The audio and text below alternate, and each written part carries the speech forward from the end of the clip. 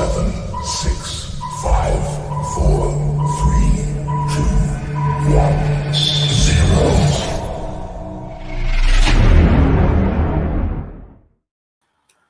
Well, guys, we usually only use the countdown if there's a challenge. But tonight's show is going to be a bit of a challenge, so I thought I'd play it anyway. It's the Sunday interview with a reviewer. We're going to bring in somebody that we should have brought in right at the very, very beginning, really, because, well, he's been there since the beginning. It's one member of a team called Alex and Vicky Reviews. Hello. Right. Way back in Nuke's journey, when we were only a little tiny little egg with 34 members, we came across a YouTube site called Alex and Vicky Reviews. And we got addicted, really. And basically, it was what Nuke was looking for in a reviewer, and good, honest reviews and the rest.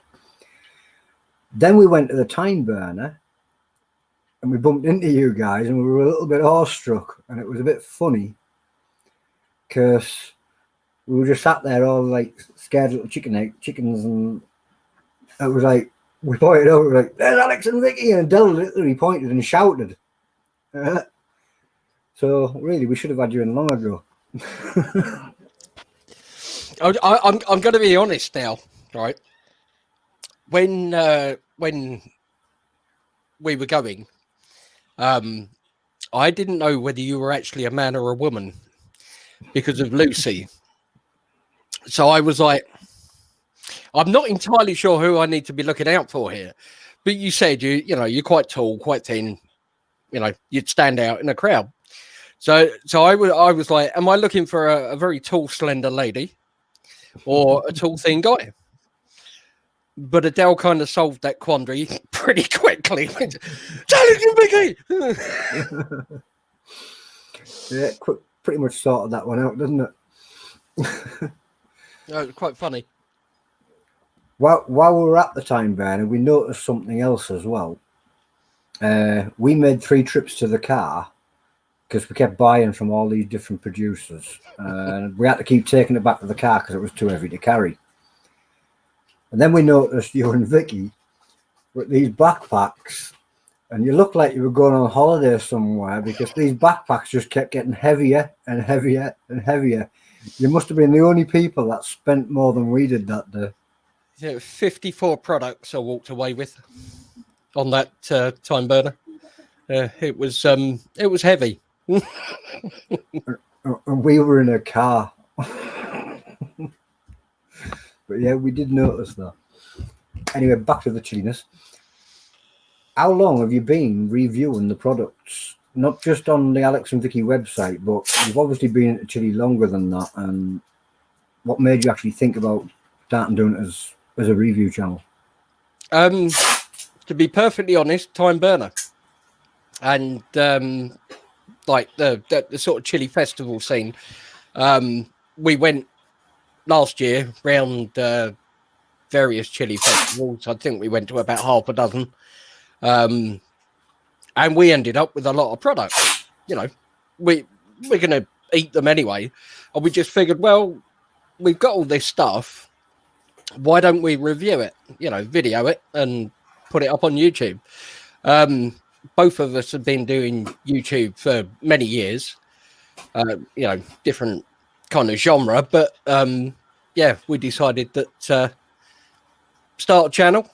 I had a spare one, so why not put it up, share what we think with people. And I know if I'm looking at something and I'm looking to buy it, I'll go online and I'll have a look, see if there's a review or, you know, text or a video review, just to see what is it, you know, is it any good? Am I going to enjoy it? We thought we'd just add to that information pool. Well, it looks like basically what happened is while we were that tiny little egg, you were the tiny little egg too. Yep.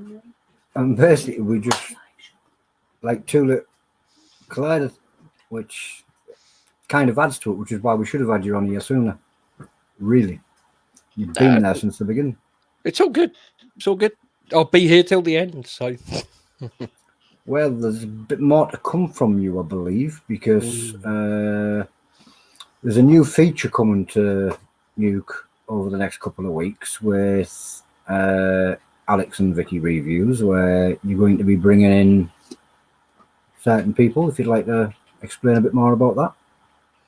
Yep. So we're looking at doing something called Fireside, where essentially it's a chat with the producers. So half an hour for each producer to have a chat. We'll ask some questions. They'll show us some products. But it's much less formal than the festival style. So we're, much more relaxed. There's no need to put a stall up. We want to learn about you. We want to connect to the producer and understand what makes them tick, understand, why is your company called what it is? How long have you been making chili stuff? When did you start? What did you do beforehand? So it's kind of, a bit of general knowledge about the people that we buy from. Because basically, without those producers that's in there, well, most of us would have nothing to do, would we? Exactly. It's their talent, their skill, their craft that puts the stuff in those bottles behind me. And without them, we'd have a lot less choice. We'd be making homemade stuff. And left eye pat the new link. Left eye pat asking for the new I'm link. about to send Left Eye Pat a link. Sorry about that, Alex. That's all right. Yeah. So basically, like he just says, he's going to invite a producer in, and we're going to have a good chat with them, find out where their idea came from, what they're inspired by, and story of how they got involved in the chili scene in the first place, basically. Yeah. Which gives the producer a good chance to, well, it's not to give us a good chance to get to know them, basically. Yeah. With that, what we've actually got tonight as well, but before that, there is a producer sat down there and somebody ready to chat about the sauces. Before that tonight, there's something else that we're going to be doing as well. Earlier in the year, we did an award thing for a sauce. The first one was the Chipotle, however you want to call it. And we got 5 Chipotle sauces, put them side by side, blind taste tested them with 5 random people, and we gave out an award. And the first one that was won was Mark Elliott's Flavor Before Fire Chipotle, which is why we got him to produce the first sauce. What we're going to do is we're going to expand that, because it's time we look for another one. So if interested, you need to message that guy there. I need to go the wrong way around. You need to message that guy there, because what we want to do is we're wanting to find the same principle, blind taste testing. It doesn't go down to popularity. Good sauce, best ones in each category. Yeah. So what we'd be looking for is we're not looking for whole bottles. Let's not get silly. We're looking for little tester pots with maybe a couple of teaspoons in, so people can try it. They'll come here. I will collate them all. They'll be blind numbered, so whatever the category is, and then each producer will have a number. So, I don't know, Flavor Before Fire, for example, will be number 1. Mr. Vicky's will be number 2. So it will be the category, the number. They'll go in a box. They'll get sent out. They'll get blind reviewed. They'll be scored. They come back. They give me the scores. I collate them. And then at the end of it, we'll have a high score. And at the end of the year, there'll be an overall one as well. Yep. So, absolutely. There you go. A little bit of surprise news there. With that, we're going to leave Alex in a little bit, because we're going to bring in Coran, Sloss, to find out what Coran's been playing with this week. Hello there. And 54 products, you say? Most I ever managed to fit in a backpack was about 48, coming back from Reading Chili Fest a few years ago. You need a bigger backpack. I took 2. Well, it's pretty darn large already. I was about to say or 2 because Alex had 2. I saw them. But yeah, nicely done. So, Coran, you've been on your wander. Each week we ask you to find something that you thought was new, different, and stood out. What did you find this week? Well, this week was a bunch of stuff that was sent by the producer. Again, we've got the Sugar Rush Cream and 7-Pot Red from Forage Fire. Well, And with that, alongside that, we've also got their Fatali pepper sauce, which I'll talk more about the ingredients in a moment, because there's a lot more than just Fatali in there. well, what I'm going to do right now is I'm going to do this. Hello there, Tim. Hello. Hi, Tim. Also have the wild garlic capers in quotation marks, because they're not the same as normal capers. They don't use the same plant, but they're very much produced in the same way from what Tim tells me. Absolutely, yeah. I can talk through a little bit about each of the products maybe once you've done your review, or however we want to run it. Well, we'll go for that in a second, I guess. So, Sugar Rush Cream and 7-Pot Red, first of all. Have a bit of a spoonful of that. Oh, that's quite a big spoonful. A little more than I meant to, but hey.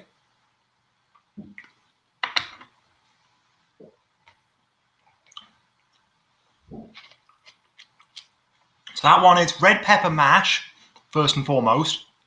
But there's a really sort of earthy, spiced quality from the mustard in it. You get the freshness of the Tahitian lime, which from what I understand is a hybrid citrus. It's not actually a lime, but it's quite similar to one.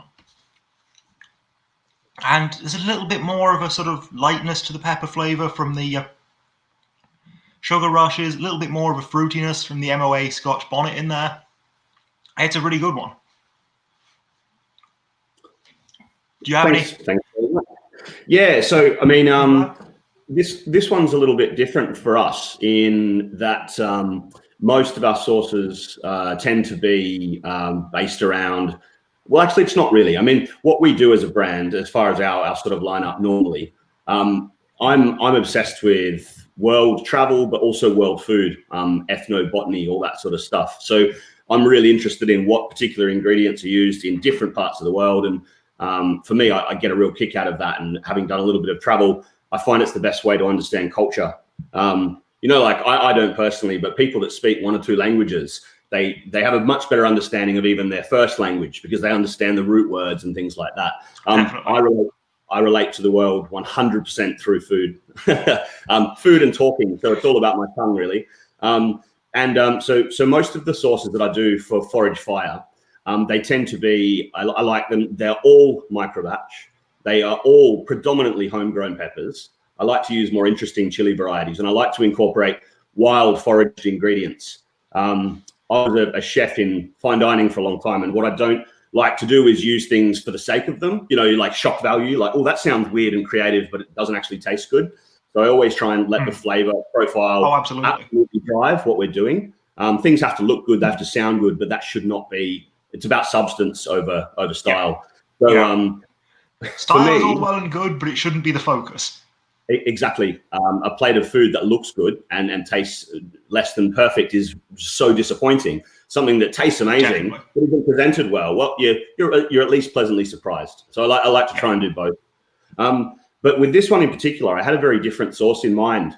And I love Sugar Rush cream peppers. I've got a ton of them this year. They were new to me, and obviously they're not hot, but incredible flavor. And I'd been making some really, really good, I think, fresh salsas with them. So I was throwing in a few other Bakatum peppers, some ahi lemons and stuff. Nice. But mostly Sugar Rush cream. I've never had the Sugar Rush cream before, but I've had the Sugar Rush peach, and that's a gorgeous one. Yeah. And the Sugar Rush red is quite a light, flavorful, sort of almost jalapeno kind of heat pepper with a little bit of a green bean quality to it or something. I would say the sugar rush cream even less than a jalapeno, but it's a really nice warming heat. Like it doesn't. There's no. I like a super hot, but there's something to be said. It's almost similar to a ricotta or something that you sort of go, oh, there's nothing. There's just a tiny warm there, and then 5 minutes later, your lips are still tingling. You know, but it doesn't anything. tingle the gums the way a ricotta does, but Yeah.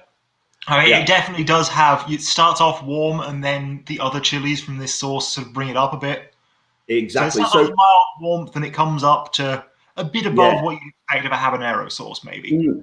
So with this one, it was based on a sauce I'd been making all year, but it ended up entirely different. The sauce I'd been making all year was a fresh sauce, so it was literally just blended. It was fresh garlic, fresh shallots, a bit of mustard, lime, a few minor spices, and the sugar rush. And I loved it. I was eating it on everything. It was my favorite sort of personal stash sauce. So then I tried to make a larger batch, and obviously had to adjust pH and adjust for shelf stability. Had to pasteurize it. Even at a low temperature pasteurization, which I like to do because it retains more color and flavor. It changed completely, and it wasn't nice. It was okay, but it just tasted nothing like the sauce I've been making all year, and I wasn't happy with it. So I kept playing around with it, and then I got it to take on. It sort of took on a fruity quality. I added a bit more lime, and it reminded me of the flavor profile of a Caribbean hot sauce. But yeah, it definitely has that Caribbean style, but it's not the very mustardy Caribbean style. It's not the totally mustard based one. It's a similar style, I would say, to maybe some of your Ancona, but there's a lot more going on than that. Yeah, exactly. So once I was happy with the general flavor, the heat wasn't what I wanted because it had been so diluted by other ingredients that there wasn't even that pleasant warmth. So I decided it'd be interesting to combine my mildest pepper with one of the hottest I grew this year. So I literally just balanced it out with the soup, the seven pot red, and then I loved it. I added a couple extra things. I also I use wild mustard. So again, I'll send you a video, Coran, just personally, just for your own humor and amusement. You will have no idea how many weeks, not hours, weeks it takes to build up a decent amount of wild mustard seeds. You're harvesting little tiny pods that I pick out in the fields in summer, and then I'll show you a video. It's kind of laughable, and I'm not sure it's viable, but I made a few jars of really good mustard earlier this year using some. So I actually used the last of the leftover wild mustard in this. So it's black mustard as well as the more traditional yellow mustard seeds. But yeah, without me going on about it all night, that was the creation of this one. It was meant to be something else. I ended up tweaking it and changing it, and I'm quite happy with it. And it is funny. I sort of very nicely. Thanks. Yeah, I'm really happy with it now. It's not a super hot sauce by any means, like not by nuke standards. No, but I would say it's extra hot. Yeah, and it's got much more of a building than my others. I noticed it doesn't dissipate. Yeah. I'm not sure if it's the 7 pots or what it is, maybe even the MOAs, but it just builds and builds and builds, and even a little bit. I mean, I'm not at anywhere near. In my experience, I doubt it's the MOAs. They normally. I think it probably is the 7 pot in there. Yeah. Glad you like it, mate. I think it's important, if we're talking about heat levels, to kind of recognise the fact that not everybody in nuke is a absolute fire-breathing monster. No. We've got a good range of members. It's 1,700 people who are all somewhere between there.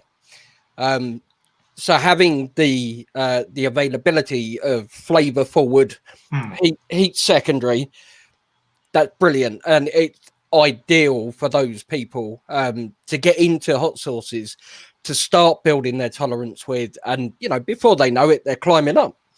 So yeah, I think it's just important to recognise that it's not just heat. Flavour is so important, and you definitely got that. The products that I've tried, absolutely top notch. Quality is really good. Thanks very much. Thanks. We put a lot of time, a lot of thought, 35 years of tasting things and trying to remember them, and certainly a lot of love. So it's nice that it comes across. Thanks. So the second one is your fatali sauce, and am I right in thinking that the fatali is the only chili in this? Correct. Yeah. It was. Yeah. Sorry. The previous one, the Caribbean style one, very much a focus on the peppers. This one, yes, you got the fatali in there, but the fatali is going with its Cape gooseberries and its wild salmon berry. So Cape gooseberries. you will occasionally see in supermarkets, but it's very rare and almost nobody makes anything with them, as far as I know. Mm. And they're not actually a gooseberry at all. They're a physalis. They're related to things like tomatillos. Correct. And apparently the proper name for them is Physalis peruviana. Correct. Yeah, and they are from Peru, which drove the flavor profile with this one. Yeah, and they're a very interesting fruit. I'll have some of this. This one, honestly, it's not my favorite of yours, I'm afraid. No, that's okay. It's I'll talk a little bit in a sec, but yeah, we've discussed this, and I'm okay with that. I like making Marmite products. Very tart, very acid forward, very sharp sauce, both in its flavor and in how its heat hits, really. So this one hits you a lot quicker than the other one. It's about the same strength, but it's very sharp in the mouth and then warms all the way down. Yeah, I find. Yeah, it's I mean, it's got that sort of hab heat that it hits quickly. It doesn't build so much, but it comes on strong right at the start. It was another. A lot of what we do, like I produce, I make a range of sauces and products every 3 months, and then they're gone. And all of them are supposed to reflect what's available in the wild, in the garden, or which of my ferments or other preparations are getting to their peak. So that said, this one again, this was a sauce I was making using fresh salmon berries. Sorry, go ahead. I found these fresh salmon berries near where I live, literally in the forest right behind our house. And I've been playing around with them and doing different things. And again, I made a fresh salsa that I really liked with fresh blended fatales and fresh blended salmon berries. And it was quite acidic, but the fatale really came through nicely. Then I played around with doing a ferment, and I left it for a mid-length 3 months or something ferment. And the flavor had changed drastically, but it had a florally aspect. I know not everyone loves floral, but for me, it was pleasant. It wasn't like, I'd say perfumey, but not like perfume you'd wear. I mean, like the perfume of I found it pleasant. And then that sort of drove the decision. So I'd been using physalis with other things, and I thought, you know what? Trying to think now. So I think I originally made a dish that used some physalis, and it was like a type of ceviche, so like a raw fish dish. And anyway, I found the flavors really worked. And that you mentioned that, and absolutely, that sounds gorgeous with this. Yeah, but I do think this one, you have to like the flavor of Cape gooseberries to enjoy them. Correct. And I like cooking with Cape gooseberries. I like them as an accent to things, but this is very much pure, almost raw Cape gooseberry flavor. Yeah, you've got all that fresh tartness to it, and you've got that little hint of cooked tomato richness, even though it still tastes fresh, which is quite unique and something that's very distinctively Cape gooseberry to me. Yeah, I even myself, I mean, I like the sauces I make mostly as a small, like, we cater mostly to sort of a local subscription or a small level subscription service. So what we try and do is keep things different enough that even if people love certain things, they're not getting the same things all the time.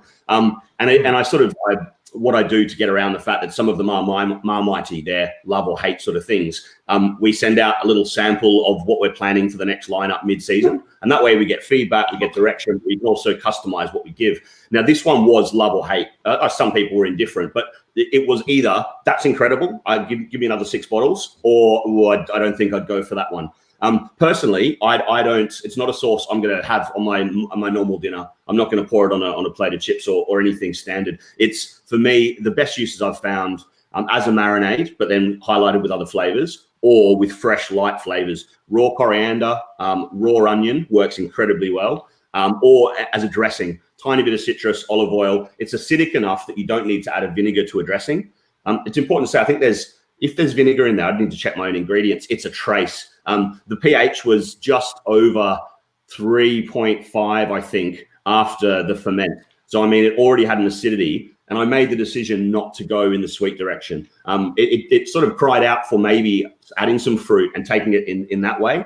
But I sort of liked it as it was. And I made the decision to bottle it, as is. So, yeah, when you said, I don't like it, I was actually liked the feedback. I sort of wanted to speak with you about some of my stuff as, one, I thought you'd appreciate some of the more out there stuff. Two, you're honest. Yeah. Well, I appreciate what that is. Yeah, it's definitely it's a very more out there thing, and it very much highlights the flavor of the fruit that you've used, or at least the Cape gooseberry. I'm not sure how well the salmonberry comes through, because I don't pick up on that. But part of that is I don't know what salmonberry tastes like. I think you and everyone else.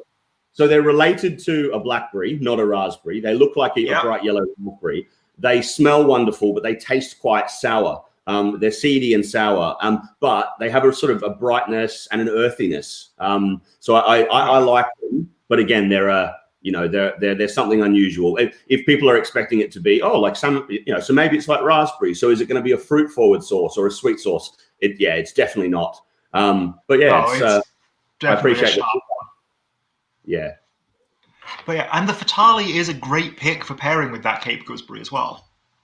We had a little while back from, I think it was Vicky, mentioned that she really likes how sort of posh and classy your labels look. They are very minimalist, but they really do look quite good. Thank you very much. Yeah, we created one of those myself, but my partner was for many years a graphic designer, so she certainly had some input. Yeah, and it does look as though the two things on here, it's two crossed plants. One of them appears to be the flower of wild garlic, and the other one appears to be the Fatali plant. Yeah, I think possibly ghost pepper, but I'm thinking Fatali. It was a hand drawn illustration in general from a few photos we'd sent to a friend to design for us. Just the graphic part, the illustration. And yes, we literally sent her a picture of a Fatali, a couple of others, and a hanging ghost pepper, Buccioloquia. So I think it's probably somewhere in the middle. But I love that you picked up on that. And yes, spot on. The other one is it's a whole plant of wild garlic, so it goes right down to the root. We make different products throughout the year with the stems, the leaves, the seeds, and the root. Depending, that's a bit of a no-no. You shouldn't really harvest the root from wild garlic, but I know some very, very large patches, so don't tell anyone. So yeah, I grew up. Well, I was born in Scotland. My family were rather into wild foods and the like at the time, and I grew up eating wild garlic, but I never knew that any more of it than the leaves was edible. So this next one, your little jar of Carolina Reaper infused wild garlic capers, was crazy to me. Yep, you can see the Reaper slices in the bottom. I'm not sure. Yeah, actually, you can definitely see the red on camera there. And there's another slice or two in the top as well.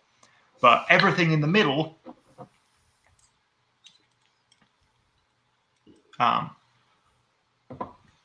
looks like this.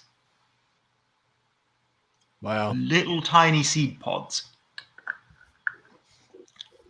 I'll send you another video of the pile of wild garlic seed pods and the 7 hours that it takes to snip off the 7 heads from each flower and then snip off the little bit of stem. I'm a glutton for punishment, I think, sometimes. You showed me all the pictures of your process, but That's right. yeah, it would be nice to see the video. I'll send you over a couple. These ones, very interesting, because the initial taste, the very first thing you get is the vinegar, but it's sweet vinegar. It's the sort of raisiny, almost Christmas pudding kind of quality that your sherry has. Yeah. So that lasts just the tiniest instant, and then you get that pop of sort of deep green flavor from the wild garlic and the rich flavor of sort of fermented pickled garlic. Yes, spot on. I couldn't describe it better, I don't think. And yeah, so despite their size, they're quite intense flavored. Yeah, they are. And they're a funny one. I like them. Like again, I didn't really think they're going to be something that jumps off the shelf that everyone who's into hot sauce is going to immediately, to gravitate towards. That, and I think my year's production was about 25 jars, so it wasn't really going to be a commercial success. But I love that it defines so much of what we do. It's chili. It's a unique artisan product, but it's also completely wild foraged. Well, this is the thing. I saw your site and that leapt out to me because I have always been interested in specifically the unusual flavors of the hot sauce world. And I have never seen anything like that. Oh, well, thank you. So these ones. So PX sherry is one of the ingredients. PX sherry vinegar. For anyone that doesn't know, it's Pedro Jimenez sherry. So it's a style of sherry that I then turn into vinegar. It's instead of being made with grapes like normal wine, it's made with grapes that have been dried for a week in the sun. So it's like making grapes from half raisins. Hence, it tastes like Christmas pudding. So with this, I've turned that into vinegar, and then I've salted the capers, left them to ferment for about a week, just to build the acidity and round out the flavor. And then they're pickled just in a standard brine, salt, sugar. Actually, no extra sugar, just from the residual sugar from the PX sherry. And then I cooked the brine with reapers, and then I decided to cut some fresh reaper slices and just pop a pickle in the bottom. Originally, this was literally just going to be in my store cupboard to use, and then I got a bit more than I thought, and I thought, you know what?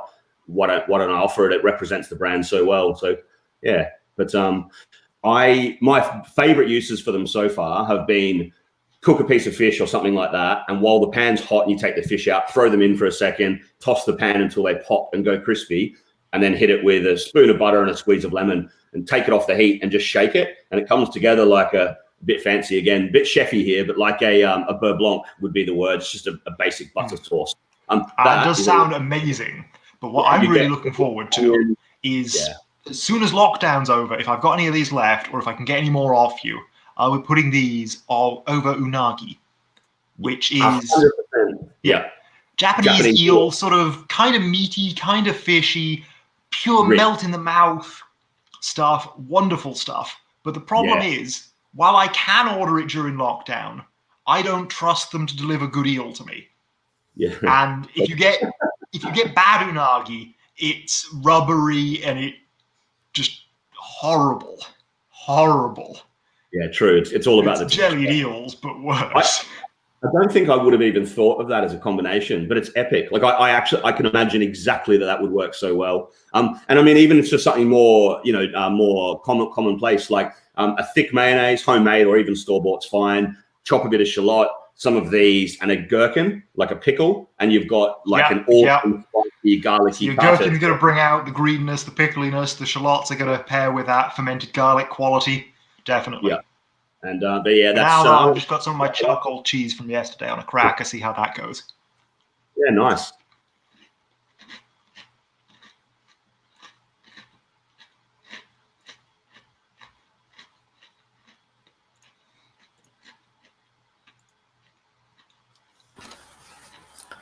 Well, guys, there's a guy in the back room here being patiently sat waiting because he's going to do a little bit of chili silly.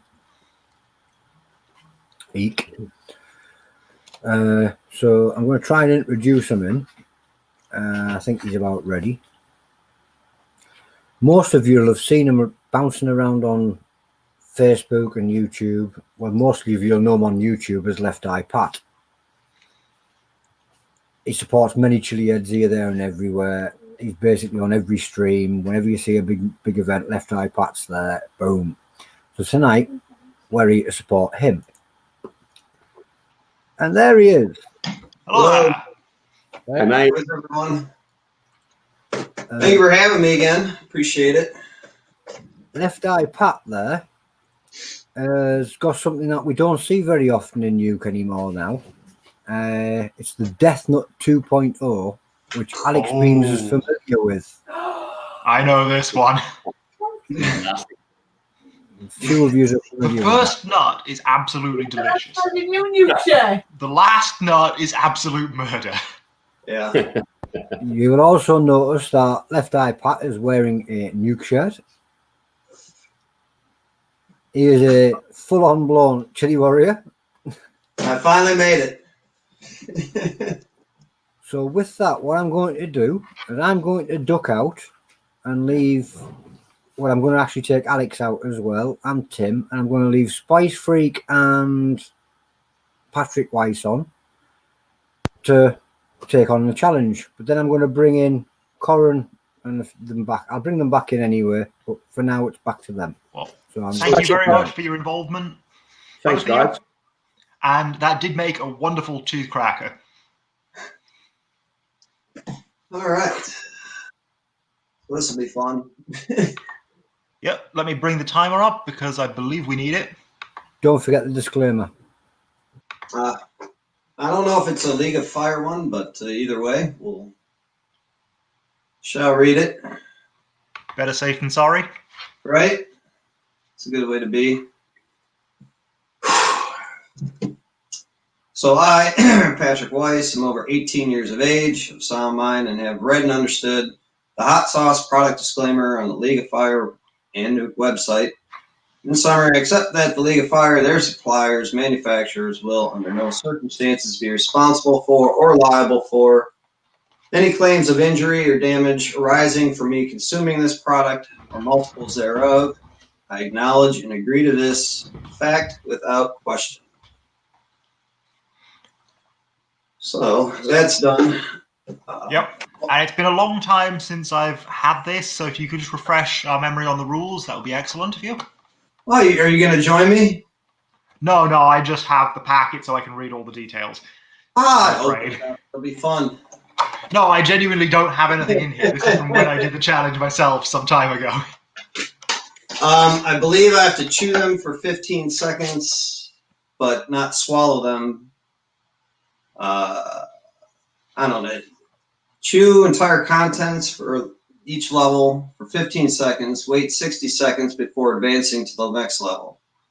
So I figure, I guess, as long as I chew for at least 15 seconds, I have that full minute, though. I'm thinking. And then there's a 5-minute afterburn after the last one. That's correct. 15 seconds of you have to chew for at least 15 seconds before swallowing, and then it's a 60-second afterburn for each chamber before moving on to the next chamber, and then you do have a 5-minute afterburn at the end. Okay. Do you have a time? Yes, you do. Yep, you can see my timer right there. All right. I've only done this once, and it was a long time ago. Yep. The first one, it does contain chocolate butler and Carolina Reaper, but they've toned it down a lot from the first version of the Death Nuts, so the first nut is just tasty. It's not that hot. It adds up with each one, though, and by the end, it's quite lethal. I want to say, I didn't remember. If I remember correctly, there isn't much of a jump from one of these levels to the next one, and then all of a sudden it kicks in again. So we shall see. Wish me luck. Not 100%, so we shall see. But anyway, level 1, getting started. There it is. You can see it's empty. This is sealed, by the way. So we got 4 nuts. Let's go.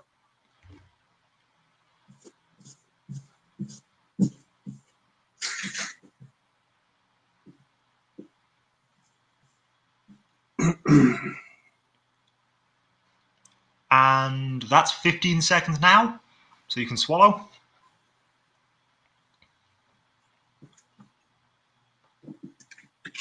Ooh.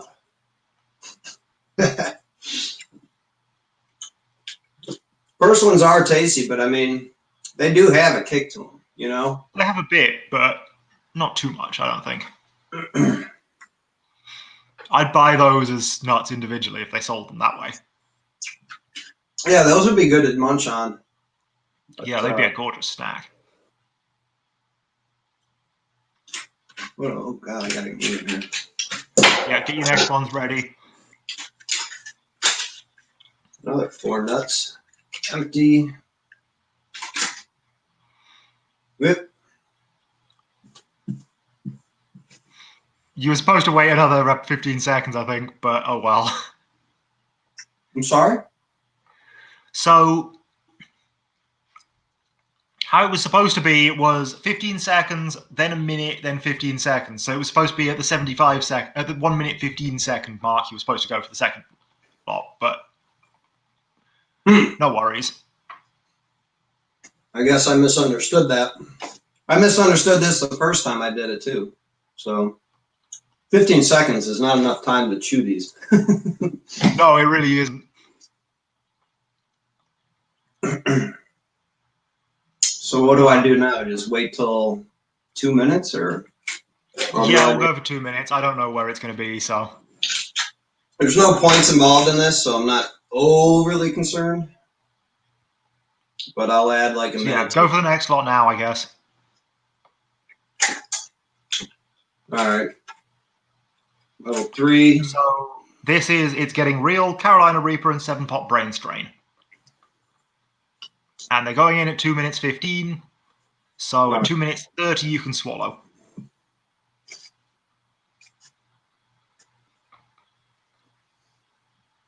Okay, so you can swallow now. If I could.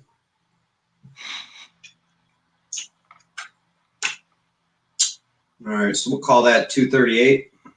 Okay, so at 3:38, you can go for the next ones.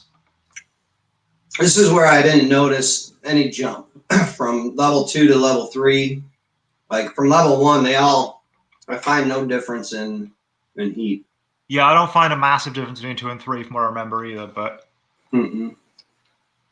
4 apparently has twice the Reaper and 7-pot Dougla.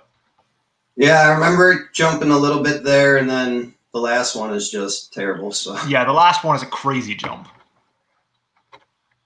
Right now, it's all on my tongue. So get your next ones ready. Getting there. This one's just 2 monsters. And 8 seconds. 5, 4, 3, 2, 1, go.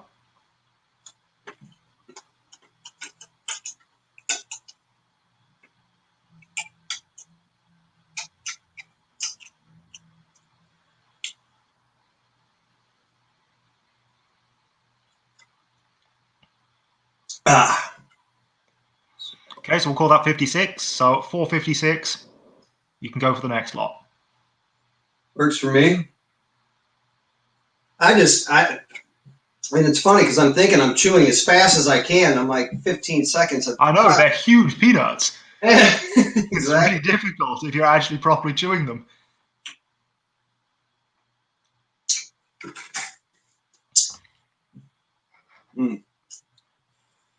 Yeah, I can feel it ramping a little bit. It's definitely increasing. Yep, but the next one is 2 times the Carolina Reaper again, Maruga Scorpion, and 13 million Scoville capsaicin crystals. Yeah. So it's that's called the real deal. The Death Note. All these fun, right? 3 of them. Yep, and go.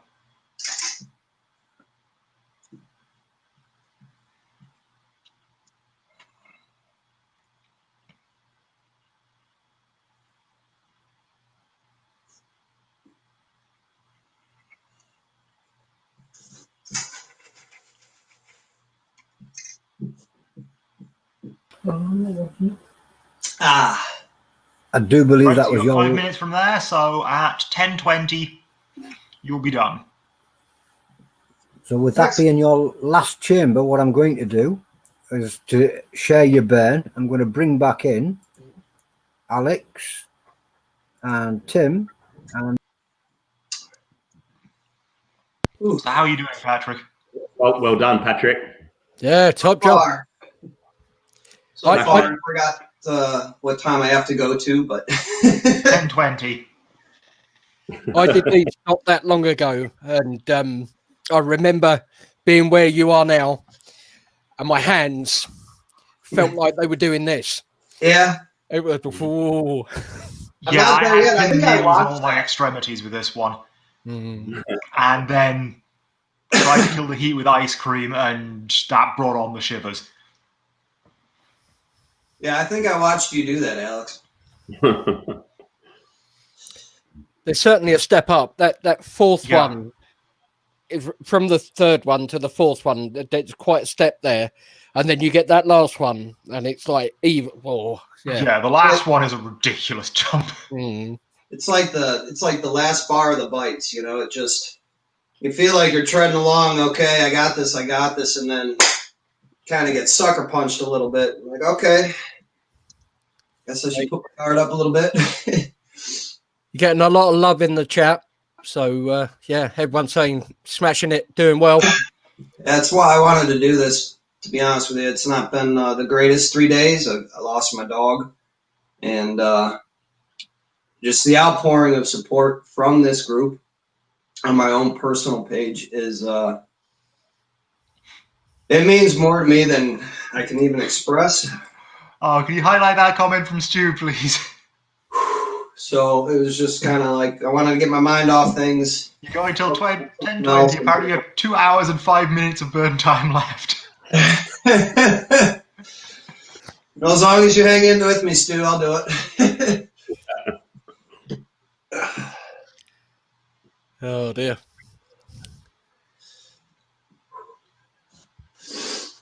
I'm just popping in and out of Facebook as well. You know, while I was off screen, I might have put an order in with this guy here. Oh, nice. Thanks. Oh, wait, that way. I'm genuinely thinking of joining the subscription service because, as you say, you provide a massive variety of things and very interesting things, which is what I want to see in a subscription box. Yeah, that for us is the main thing. When I used to work in restaurants, I loved that we'd have regular customers that would come in and say, you know what, I trust you. You cook for me. What's good? And I wanted to bring that same thing. So yeah, working with customers to try and figure out what they want. Any other subscription box, you can buy the sauces all year round. Yours, Exactly. They're properly seasonal. And this one, it actually says on it that it's your summer 2020 batch, and this one is your autumn 2020. So. Yeah. Doing well. Yeah, Pat. they clearly hang around for a little bit, but they use seasonal ingredients. They're made when the ingredients are available. So How you holding up there, Patrick? You're nearly there, mate. they are something sort of special for the time that you get the box. Yeah, absolutely. What time are we looking for here, Coran? We're going till 10:20, so he's got just over a minute left. Yeah. Nearly there, mate. Hours.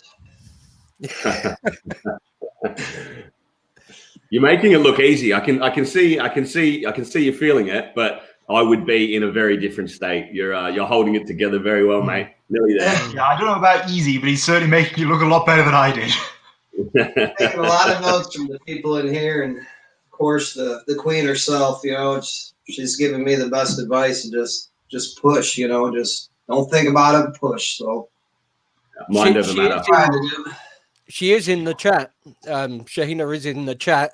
She's coming up as Facebook user, but she is in there and she is supporting you. So, thank you. you. Give StreamYard permission, Shahina.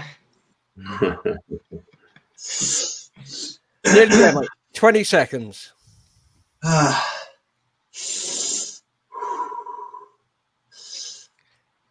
do have a tube.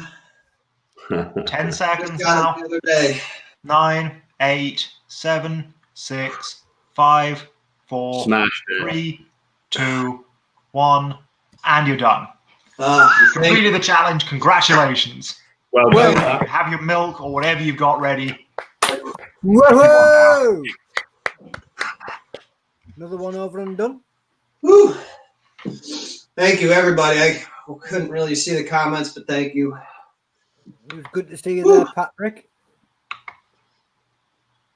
Only person whose name I ever get right. Yeah, I know. You're the only one, man. It's I get his name right. I can't get the direction right. It's easy for you. You just go like that. Yeah.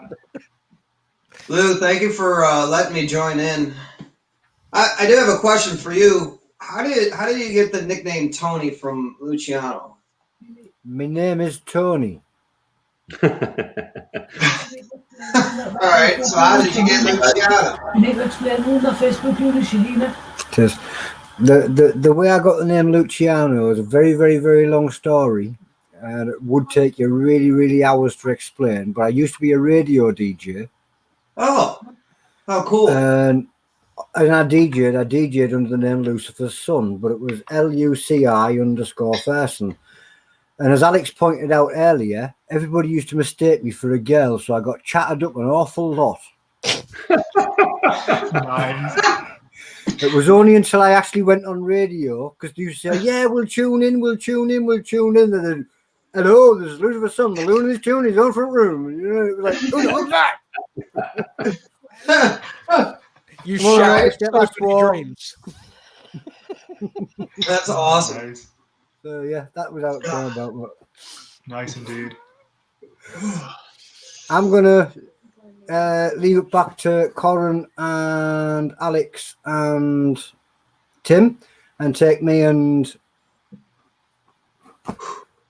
all these names. Left eye Pat. Patrick out.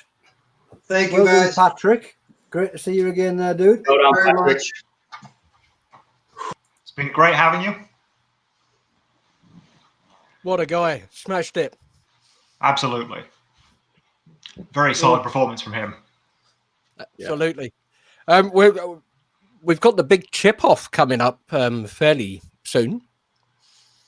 I'm looking at you, Tim. Yeah, yeah, be up there. I've just signed up, so yeah, I'm getting involved. So I'm like I said, I love my chilies. I think compared to some people, my tolerance is not up there. So it's going to be it's probably a little higher than usual because I've been tasting a lot of sauces and eating a lot of pods over the season. But I think I'll feel it more than some of you. But yeah, I'm excited. How are Should you? be good. How are you with your Szechuan peppercorn?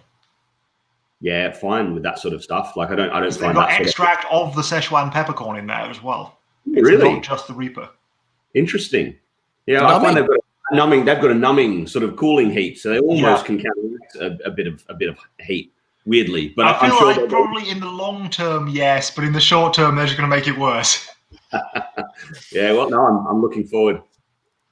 I know Vicky's been putting together the schedule for it, and there's a lot of names on that list. There are a lot of names on that list. I saw a ton of responses to the poll. We're looking at about 3.5 hours, maybe a little bit more, to get through everyone.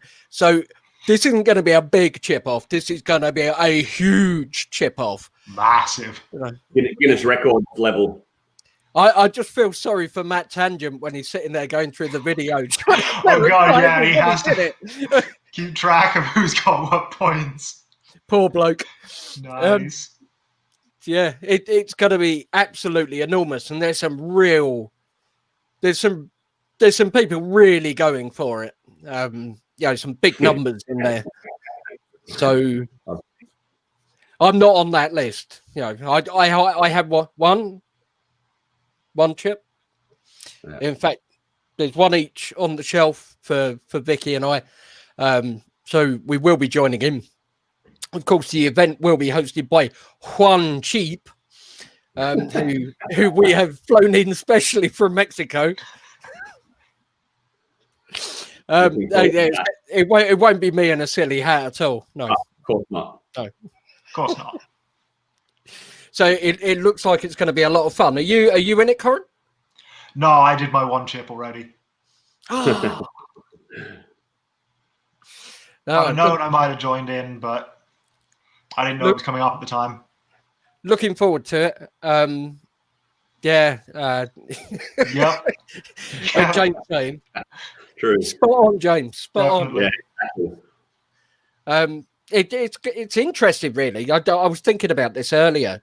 When it comes to the US side of stuff, and they do these one chips, the white lightnings, these sort of things. For us to get them here, it's quite difficult. Yeah, yes, you can usually buy them online and get them shipped over, but the shipping's expensive. Packy won't do it. They won't do it at all. They won't send it abroad. Luckily, Nuke's got fingers everywhere, and some lovely people in the US arranged for it. Obviously, God. League of Fire as well. They get some in. Stu's trying to push for my involvement now. I'm with Stu. Using the one chip, Coran, and sit down and eat. That'd be an achievement. But it must be the same for the guys in the US. When it comes to stuff, I mean, not so much now because Heiko is repping over there, but the League of Fire stuff, the chug challenges, etc.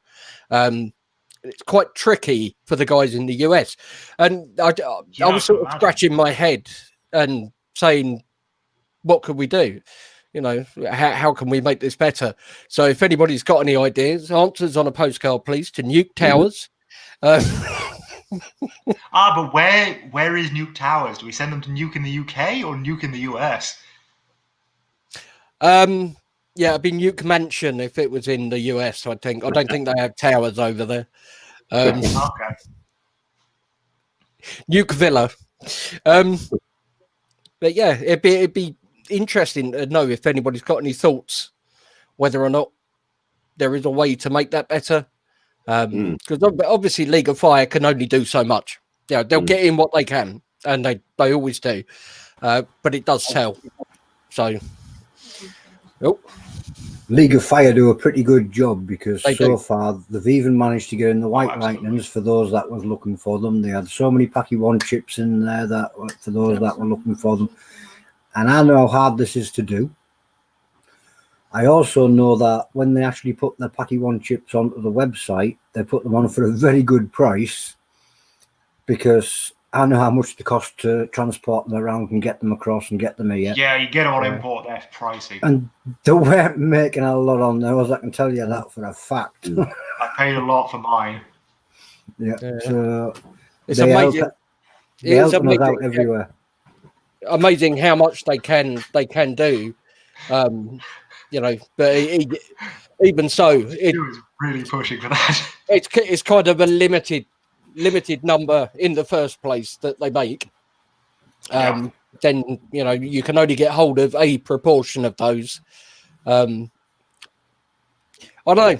I think there must be a better solution, global shipping or something. But yeah, I don't know. Oh, like I say, I'm interested in ideas because for me, if I'm looking to order stuff from abroad, shipping costs are a major consideration. Of course. You know, Absolutely. I looked Very at rarely order chili products from abroad.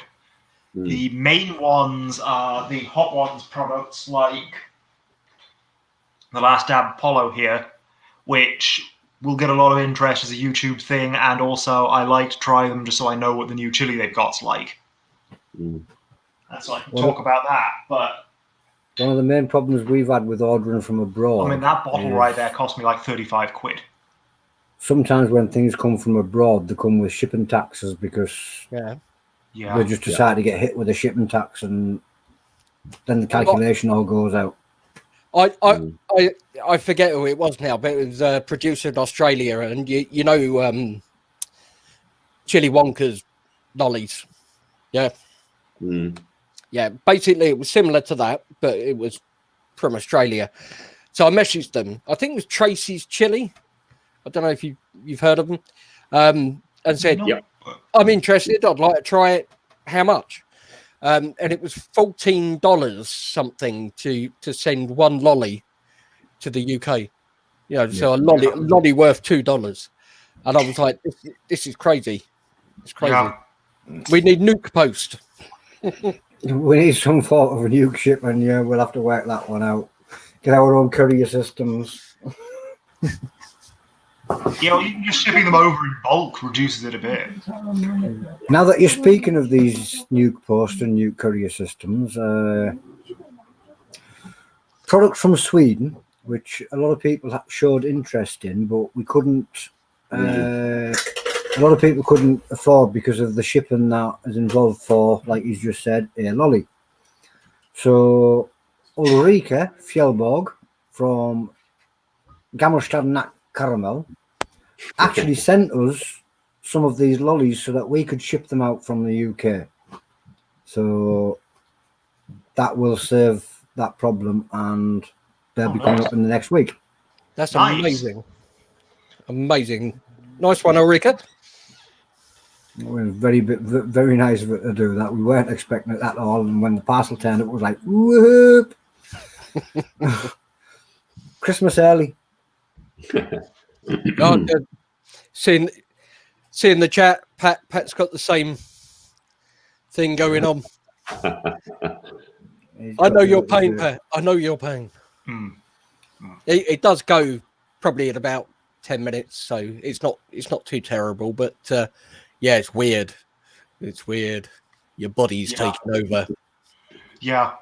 Well, just the 13 million crystals in those nuts hits in a way that nothing else does.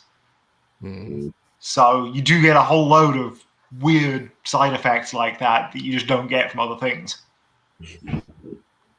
I don't think I've ever felt my ears hurt from chili before. I would say my ears were ringing, but they do that all the time. So I was going to say, I get the ear sensation. Without them, I can't hear it anyway. So I do if I eat a fresh super hot. Like I had some a couple this year, got the ears ringing. The ear ringing for me always puts me right off as soon as they start ringing. It's like, it's a bit disconcerting. Yeah, I can imagine. Is there another product from Forage Fire yet, or had you finished? No, we looked at all three, but I would like to mention, when looking at these not capers, the wild garlic ones, I think it was Vicky mentioned that they're very proud of your dedication for picking all those little garlic pods off. I'd just like to mention, yes, definitely that's a lot of dedication. Great work from Tim. But also, these aren't actually garlic. Wild garlic is a separate plant, sometimes known as ransom or... slightly different. Ramsons in the US are slightly different. They're an allium, but a different There are species. a few different varieties of wild garlic as well. Correct. Yeah. This one from the pictures you've shown, I'm pretty sure is Allium ursinum. Yeah, correct. Which is also known as bear garlic sometimes. Yeah. Because it's a favorite food of bears when they wake up right after hibernation. You know, it's nice and easy to find because of the smell, because it does smell like garlic when it's fresh. And it's nice and nutritious as well, and it happens to be around at the right time. There was actually a few people, if you looked at the comments, there was a few people that says they appreciate the fact that the foraged ingredients are in there, the effort that it takes to go and forage them and put them in it is what makes these separated from everything else. Tim puts a crazy amount of effort into these, it seems, and he doesn't just put a little bit of the foraged ingredient in. This is, what's the percentage on it? 75% the wild garlic seed pods. Yeah, that's only because the weight of the Reaper is the other 24%, 1% brine or something. Yeah. I kind of liken your range to going out to a restaurant. Yeah. So there's a lot of different producers back there, and I love all of them. Absolutely. Okay. But they're like going to a good 4-star restaurant. Then you look at the ingredient list on yours, and it's the difference between going to a 4-star restaurant or a Michelin star restaurant. Right? He brings out the caviar. Yeah, the detail and the level of flavour, like the profiles within them, are it's just a step above. It really is. You can really get the kind of chef influence there. Definitely. The detail to the ingredients is just phenomenal, and I really appreciate that. I like to think I've got a reasonably good palate. Yeah. And I can kind of detect and pick out different flavors. So when I come across some of the stuff you put in to your products that I've never had before, salmonberry. What the hell is a salmonberry? Is it Yeah, exactly. Like a little swimming gooseberry thing? Who knows?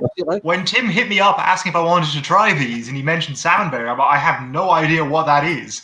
Looked it up, found out that it was apparently native to America. So I asked him where he was even based, and apparently it just grows wild in Scotland. I had no idea. Naturalized I here was for born in Scotland, but I had no idea about this. So after hearing the description of the salmonberry, I've been talking to Magnus Johansson, and they have something similar in Sweden. Yes. Cloudberry. The Cloudberry, yeah. Cloudberry is similar, is it? It It's sounds not not dissimilar. They look different. They got much larger individual balls on the tree, Right. but the flavor is not dissimilar. Yeah. Because I think I may have had Cloudberry once or twice. But it's like most producers will put lime into, you know, a sauce for a citrus. No, you calamansi. You know, it's that kind of difference, and it's really, really, really noticeable on the finished product. You know, that little step up in quality there. It's absolutely worth it. Absolutely worth it. Don't stop doing what you're doing. Thanks so much. It's been really good getting the feedback and support from you guys, and we're just at the start of our journey. I think at first we were like, how are we going to make this work? Like seasonal products, it's all well and good, and it's a great backstory, but from a small supplier, that any other supplier on here will know the margins are tiny. It's time and effort to make things, even if you're using prepared ingredients. You know, making the mash, the mustard seeds, like everything yourself. It started more as a hobby, and then I thought, you know, fuck it, I want to. Oh, sorry, language, but I want to go for it. And at first we're like, how's it going to work? But now we're coming into our third season. We're just about to start with release our winter range, and it's working. You know, it's touch and go for a while there, but there's now enough interest and enough feedback that, you know, things are coming along well, and it looks like, you know, it'll at least be sustainable. So really, really happy we get to share what we do with more people. Thanks so much for the support from all you guys. I mean, Jem Dervish introduced me to this group. Spoke to Tony pretty early on, and you know, the more of you guys I've met, I love the group. I love the culture. I love what you guys are about, and really honoured that we've been welcomed into it. So yeah, thank you. And yeah, as we grow, we'll plan to do a standing nuke discount too. You know, and wherever we can, we'll throw things in. You know, like to give back, I guess, to the family. So yeah, watch this space. But thanks for having us on. Great to have you as a part of that family. And thanks. Can you give us a few small hints as to what might be coming up for the winter range, maybe, to keep people interested? Yeah. So there's I'm going to, hopefully, I'm tweaking it now to scale it up, but I'm going to do a version of salsa matcha, which is an unusual but really well known now. It's building popularity, but it's really popular in Mexico. It's an oil-based salsa, uses dried chilies, fresh chilies, some peanuts, some sesame seeds, preserved in oil. So it's like a spicy chili oil, but it's got such a depth of flavor. You can add it to really, really simple food, and it just makes it like, what the heck is this? So I'm trying to work on a foraged version of that. There's also a sauce called Shito, which I'm sure will get some comments once we see. Yeah.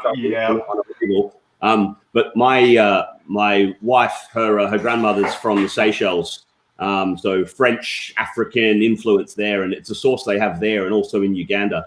So it's an unusual one. It's a fresh chili salsa. Sometimes consistency to it, isn't it?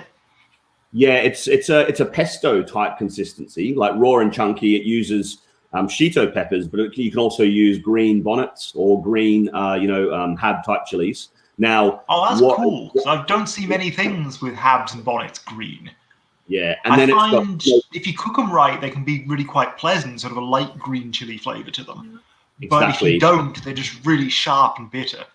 Yeah, and what makes this one unusual is it uses smoked crayfish shells. Now, traditionally, I mean, that sounds weird, but I mean, if you compare it to a Thai chili jam or something that uses dried shrimp paste, it's that same thing. It doesn't taste like fish. It tastes really rich umami saltiness. You wouldn't know it's got fish in it. Yeah. What I'm working on doing is smoking UK signal crayfish. So they're an invasive pest species that I collect a lot of in the spring and the summer. They're delicious to eat. They're like freshwater lobster, an underutilized thing that everyone has growing with in an hour from their house or 10 minutes from their house, depending where you live. Throw a trap in the water, pull some out. You're doing good for the ecosystem, removing a pest species. You get free lobster if you're willing to do the work to peel the shells. Now I'm working on trying to smoke the shells, grind that down to a powder to use for the Shito. So it'll be forage fire, stick with the ethos, but still traditional, with a nice backstory being that it's traditional family food for my other half. And then we've got a really good winter honey. It's going to be a chili infused honey, but it's been I've been working away on that one for 3 months. Dried chilies, winter spices. My favorite use for that is to stir a teaspoon into a hot drink like a toddy or something. It gives everything in one. So you've got except the whiskey, But otherwise, you've got the spices, the honey, the flavor. It's Christmas in a jar. So there are a few. You also of the make a sweet gorgeous things. lemon tea. Exactly. Yeah. But Candied, so that there's a few others, but I'll keep those up my sleeve for now. candied hams. That would be Yes. good. Oh, yeah. Christmas too. Mhm. Yeah, I think that's going to have to happen. Yeah, that all sounds excellent. So Well, I'll be keeping an eye on your site, definitely. with that, guys, I'm going to have to start wrapping yous up because my family's wanting the TV back, and I'll get that dead eye that popped over my screen the other day, and it was quite scary to have all of a sudden 3 heads go like that all at once. So, Yeah. And we have been going a while. so I'm going to say thank you very, very, very, very, very much. Thanks, As Colin. James Nixon says, yeah, I could absolutely talk to Tim all night. Absolutely, yeah. Easily. Talk to myself all night. If you haven't noticed, I could talk the leg off a chair, I think. But thanks so much for having me on, guys. Really, really good. Yeah, love it. Thanks a lot. Enjoyed it and honoured to be part of it. So have a fantastic night. It's been wonderful to have you. Good to Cool. see you there, Tim. So that was Tim Greaves from Forage Fire. You will see more of them, I'm sure of it. But back to Alex Beams there. You've had a little taste of something that is roughly planned for coming up. When is the first launch of the Fireside? 1 minute caller, bear with me. So that would be the 7th of 7th. December. So, yeah, we've got a crazy weekend on the 5th and the 6th. We've got the chip off, and then there's something happening on the 6th, I think. Don't know what that is. Maybe not nuke. It's just not nuke, yeah. We don't know what that is. I Who don't knows? like it. Well, Who knows? I have some idea as to what that is. I don't like it as what it is. Anyway, it's But, hashtag not nuke. We don't know what it is. yeah, I could make an educated guess, but I won't in case I'm wrong. So, yeah, we've got that the weekend. Obviously, people coming on doing lives and stuff. Then, week after, we're kicking off with Fireside, 7 o'clock through to 8 o'clock in the evening. Each evening, hopefully. I've still got a couple of gaps if there are producers watching. We need you. We need you. So yeah, there are some gaps. I run a UK artists and producers group. You'll find the details in there. If you're not in the group, let me know. Yeah. Hopefully we'll have some people to chat to, learn a bit more about them, a bit more about their companies. And then we'll get through the week. Another weekend nearer Christmas. How about a chili full in between? Indeed. A bit of chili. well, So with that, at some point in the near future, I've got the any UK Christmas sauce coming up, so oh yes, there is that too. I'm sure you'll be seeing that from me. Possibly in the next week, possibly the week after. Mince You pie. forgot about that. Mince pies. pies. So with that one, I'm going to say Got a good couple night just to off- Alex I've got a whole Beams packet of Canada. of Alex and Vicky's Chili Reviews. Please go into the new group, throw in a silly chili video or anything you fancy, a sauce review or whatever, because you've got a chance to win a £25 giveaway from Alex and Vicky Yep. Review down there. Oh, Newcomers all welcome. Doesn't matter who you are. Get that video in. With that, see you later, dude. And with Spice Freak, check him out. He's got his own YouTube channel, Coran Sloss. We might see you again sometime during next Sunday, but it might be postponed. We don't know where we're going to fit it in. It could be Saturday. It could be amongst the chip, because you might have a chip head. Stu, you're pushing so hard. Because it could be a chip heading your way on Saturday, just so you can join in with that one. But other than that, we're going to say good night to you for now, dude. Chip, Oh, God. see you later, Spice Freak. See you. Bye. So, yeah, another episode of Chilliness and Silliness with the new Chilli-heads. I was Lucifer's son. I remembered my name. Don't have it on my t-shirt. Just got a Daft Santa hat, but I still remember it anyway. I'm out of here for now, guys. See you later.